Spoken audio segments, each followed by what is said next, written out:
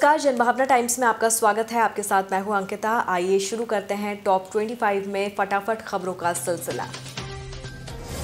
कांग्रेस के पूर्व अध्यक्ष राहुल गांधी इस वक्त भारत जोड़ो यात्रा पर हैं। भारत जोड़ो यात्रा के तीसरे दिन राहुल गांधी ने प्रेस कॉन्फ्रेंस की है और बीजेपी पर जबरदस्त हमला बोला है। राहुल गांधी ने कहा है कि देश में अलग तरह की राजनीति चल रही है। देश की भलाई के लिए लड़ना हमारा कर्तव्य है। संस्थाओं का दुरुपयोग किया जा रहा है और ये दो विचारधाराओं की लड़ाई है। सीबीआई, ईडी, मीडिया सब उन्होंने कैप्चर किया हुआ है।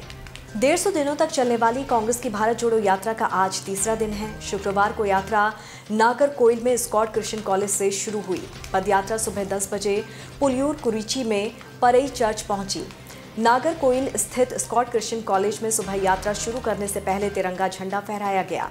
झंडे को सलामी देने के बाद कांग्रेस सभी यात्री पुलियूर कुरिची की ओर आगे बढ़े। दोपहर में विश्राम के बाद शाम 4 बजे पदयात्रा एक बार फिर से प्रारंभ होगी। शाम 7 बजे यात्रा कन्याकुमारी के अझागिया मंडपम जंक्शन में पहुंचेगी। बिहार के मुख्यमंत्री नीतीश कुमार 2024 के चुनावों की तैयारियों में अभी से जुट चुके हैं। इस मिशन के तहत उन्होंने 3 दिनों तक दिल्ली का दौरा किया और इस दौरान कई नेताओं से मुलाकात भी की। इस बीच बिहार के पूर्व मुख्यमंत्री जीतनराम मांझी ने देश के अगले पीएम पद और बिहार के सीएम पद को लेकर बड़ा बयान दिया है। जीतनराम मांझी ने खुले मंच से कहा है कि 2024 में नीतीश कुमार देश के प्रधानमंत्री बनेंगे, जबकि बिहार के मुख्यमंत्री तेजस्वी यादव होंगे। उनका ये बयान सोशल मीडिया पर तेजी से वायरल हो रहा है। सुप्रीम कोर्ट ने शुक्रवार को नुपुर शर्मा की गिरफ्तारी की मांग करने वाली याचिका को वापस लेने का सुझाव दिया है। चीफ जस्टिस यूयू ललित की अगुवाई वाली पीठ ने याचिकाकर्ता से कहा है कि ऐसी याचिका करना बहुत ही सरल लगता है, लेकिन इसके दूरगामी परिणाम होते हैं। हमारा सुझाव इसे वापस लेने का है। आपको बता दें कि 26 मार्च को एक टेलीविजन चैनल पर नुपुर शर्मा ने पैगंबर मोहम्मद के बारे में टिप्पणी की थी और इसके बाद देश में एक बड़ा विवाद और हिंसा शुरू हो गई थी। कई मुस्लिम देशों ने भी अपना विरोध दर्ज कराया था। इसके बाद बीजेपी ने नुपुर शर्मा को पार्टी से निलंबित कर दिया था। केरल के पत्रकार सिद्दीकी कंपन को सुप्रीम कोर्ट ने जमानत दे दी है। कंपन को 2020 में हाथरस जाते वक्त यूपी पुलिस ने गिरफ्तार किया था। यूपी सरकार ने कंपन के खिलाफ गैर कानूनी गतिविधियां रोकथाम अधिनियम के तहत मुकदमा दर्ज कराया था। 5 अक्टूबर 2020 को मथुरा से गिरफ्तार सिद्दीकी पर यूएपीए की धाराएं लगी हैं। इलाहाबाद हाईकोर्ट मामले को गंभीर बताते हुए सिद्दीकी को जमानत देने से मना कर चुका है। गोवा के कर्लीज क्लब को गिराने पर सुप्रीम कोर्ट ने रोक लगा दी है। कोर्ट ने इस शर्त पर रोक लगाई है कि अब क्लब में किसी तरह की कमर्शियल एक्टिविटी नहीं होगी। शुक्रवार सुबह से ही क्लब को गिराने का काम चल रहा था। क्लब को गिराने के लिए बुलडोजर भी पहुंच चुका था। ये वही क्लब है जिसमें बीजेपी नेता सोनाली फोगाट को ड्रग्स दी गई थी। गोवा प्रशासन के मुताबिक कर्लीज क्लब को नो डेवलपमेंट जोन में बनाया गया है। मंगोलिया के दौरे पर गए रक्षा मंत्री राजनाथ सिंह को तोहफे के रूप में एक मंगोलियाई घोड़ा मिला है। 6 साल पहले जब प्रधानमंत्री नरेंद्र मोदी मंगोलिया गए थे तो उन्हें भी घोड़ा गिफ्ट किया गया था। यह सिलसिला नेहरू के जमाने से चल रहा है। 16 दिसंबर 1958 को उस वक्त के प्रधानमंत्री जवाहरलाल नेहरू मंगोलिया दौरे पर गए थे तो उन्हें भी मंगोलिया नस्ल के 3 घोड़े मिले थे। American museum of natural history की रिपोर्ट के मुताबिक मंगोलिया में रहने वाले लोग अपने दैनिक जीवन में दूसरे किसी देश की तुलना में सबसे ज्यादा घोड़ों का इस्तेमाल करते हैं। दिल्ली में शुक्रवार सुबह आजाद नगर इलाके में सुबह एक 4 मंजिला बिल्डिंग भरभरा कर गिर पड़ी। बताया जा रहा है कि इस निर्माणाधीन बिल्डिंग के गिरने से अब तक 3 मजदूरों की मौत हो चुकी है, जबकि मलबे में 6 से 7 लोगों के फंसने की खबर है। सूचना मिलते ही मौके पर दमकल की गाड़ियां पहुंची। आसपास के थानों की पुलिस भी पहुंची। मौके पर इस समय 3 दमकल की गाड़ियां मौजूद हैं। झारखंड के डाल्टनगंज स्थित बाइक के शोरूम में बीती रात भीषण आग लग गई। इस आग में तकरीबन 300 मोटरसाइकिलें जलकर खाक हो गई हैं। आग लगने की घटना के बाद पूरे इलाके में हड़कंप मच गया। वहीं दम घुटने से शोरूम के मालिक की मां की मौत हो गई। आधा दर्जन लोग गंभीर रूप से जख्मी हैं। उन्हें इलाज के लिए अस्पताल में भर्ती करवाया गया है। आशंका है कि आग लगने की वजह शॉर्ट सर्किट है। लंपी वायरस ने देश के 15 राज्यों के 175 जिलों में पैर पसार लिए हैं। आधिकारिक आंकड़ों के अनुसार देश भर में अब तक 15 लाख से ज्यादा गाय संक्रमित हो चुकी हैं और 75,000 की मौत हो चुकी है।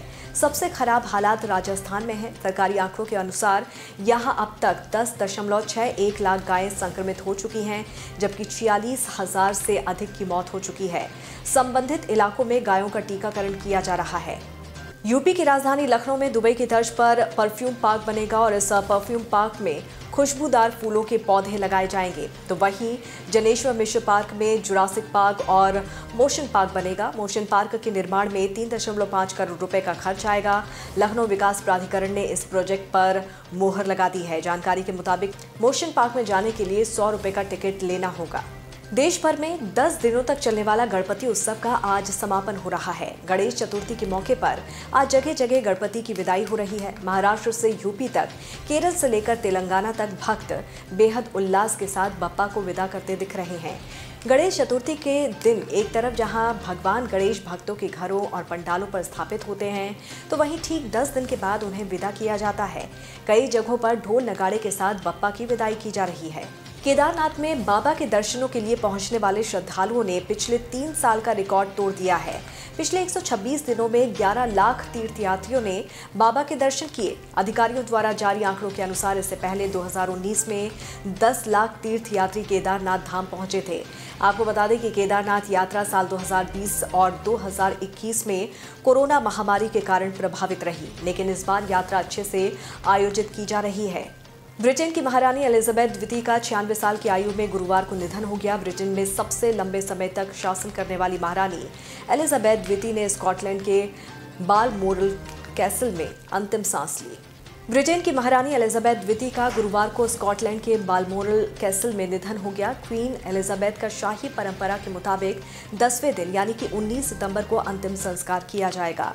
वेस्टमिंस्टर एबे में उनका अंतिम संस्कार होगा। अंतिम संस्कार से जुड़ी परंपराएं 12 दिन तक चलेंगी। महारानी को प्रिंस फिलिप के बाजू में दफनाया जाएगा। ब्रिटेन की महारानी एलिजाबेथ द्वितीय के निधन के बाद उनके बेटे प्रिंस चार्ल्स नए किंग बनाए गए हैं। अब उन्हें किंग चार्ल्स थर्ड के नाम से जाना जाएगा। महारानी के निधन के 24 घंटे के भीतर लंदन स्थित सेंट जेम्स पैलेस में एक सेरेमोनियल बॉडी के बीच चार्ल्स को आधिकारिक तौर पर राजा घोषित किया जाएगा। केंद्रीय रक्षा मंत्री राजनाथ सिंह और विदेश मंत्री एस जयशंकर जापान दौरे पर हैं। आज उन्होंने जापान के प्रधानमंत्री फूमियो किशिदा से मुलाकात की। 2+2 वार्ता के दौरान भारत जापान ने द्विपक्षीय रक्षा सहयोग बढ़ाने पर जोर दिया। साथ ही चीन के आक्रामक रवैये पर भी बात की। भारतीय अमेरिकी सांसद प्रमिला जयपाल ने बताया कि एक पुरुष ने उन्हें फोन पर आपत्तिजनक और नफरत भरे मैसेज भेजे हैं और उन्हें भारत लौटने की हिदायत दी है। 55 वर्षीय जयपाल पहली भारतीय अमेरिकी सांसद हैं जिन्होंने अमेरिकी प्रतिनिधि सभा में सिएटल का प्रतिनिधित्व किया। एशिया कप के फाइनल से पहले ही बाहर हो चुकी टीम इंडिया ने एशिया कप में अपने अंतिम मैच का समापन एक शानदार जीत के साथ किया। भारत ने अपने आखिरी सुपर 4 मुकाबले में अफगानिस्तान को एक तरफा अंदाज में 101 रन से हरा दिया। इस मैच में विराट कोहली ने करीब 3 साल बाद सेंचुरी जमाई है। विराट की इस पारी के दम पर भारत ने 20 ओवर में 2 विकेट खोकर 212 रन बनाए। रोहित शर्मा की गैर मौजूदगी में कप्तानी कर रहे केएल राहुल ने 62 रन बनाए। ऑस्ट्रेलिया में होने वाले T20 वर्ल्ड कप के लिए 15 सदस्यीय टीम की घोषणा 16 सितंबर को की जाएगी। वहीं चोट की वजह से एशिया कप से बाहर चल रहे तेज गेंदबाज जसप्रीत बुमराह और हर्षल पटेल को भी फिटनेस टेस्ट के लिए नेशनल क्रिकेट एकेडमी में बुलाया गया है। आपको बता दें कि T20 वर्ल्ड कप अगले महीने ऑस्ट्रेलिया में होना है। ऑस्ट्रेलिया, इंग्लैंड सहित वर्ल्ड कप में भाग लेने वाले कई देश अपनी टीमों का ऐलान कर चुके हैं। प्रधानमंत्री नरेंद्र मोदी ने 8 सितंबर को सेंट्रल विस्टा एवेन्यू प्रोजेक्ट का उद्घाटन किया है। बॉलीवुड क्वीन कंगना रनौत भी कर्तव्य पथ के उद्घाटन में शामिल होने के लिए दिल्ली पहुंची और इस मौके पर कंगना ने कहा कि वो गांधीवादी नहीं बल्कि नेतावादी हैं। अयान मुखर्जी की फिल्म ब्रह्मास्त्र देश ही नहीं बल्कि दुनिया भर में बड़े पैमाने पर रिलीज की गई है। फिल्म को देश में जहां 5000 से ज्यादा और विदेश में इसे 3000 से ज्यादा स्क्रीन पर रिलीज किया गया है। अब देखना होगा कि रणबीर और आलिया की ये फिल्म बॉक्स ऑफिस पर कितना कमाल करती है। सिद्धार्थ मल्होत्रा, अजय देवगन और रकुल प्रीत सिंह की फिल्म थैंक गॉड का ट्रेलर रिलीज हो चुका है। फिल्म की कहानी एक नए कॉन्सेप्ट पर आधारित है।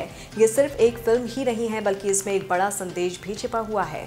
सारा अली खान और क्रिकेटर शुभमन गिल के डिनर डेट के बाद से दोनों के अफेयर की खबरें लाइमलाइट में सामने आने लगी हैं, लेकिन अब शुभमन गिल के दोस्त खुशप्रीत सिंह ओलख की एक पोस्ट ने सारा अली खान के साथ गिल के कनेक्शन का हिंट दे दिया है। बॉलीवुड के खिलाड़ी कुमार यानी कि अक्षय कुमार आज अपना 55वां बर्थडे सेलिब्रेट कर रहे हैं। अक्षय का जन्म 7 सितंबर 1967 को अमृतसर में हुआ था। मॉडलिंग से अपने करियर की शुरुआत करने वाले अक्षय कुमार न सिर्फ बेहतरीन एक्टर हैं बल्कि उनके अंदर टैलेंट का खजाना है। और देश और दुनिया की तमाम खबरों को विस्तार से जानने के लिए आप हमारी वेबसाइट www.thejbt.com को लॉगिन कर सकते हैं। जुड़े रहिए जनभावना टाइम्स के साथ। नमस्कार।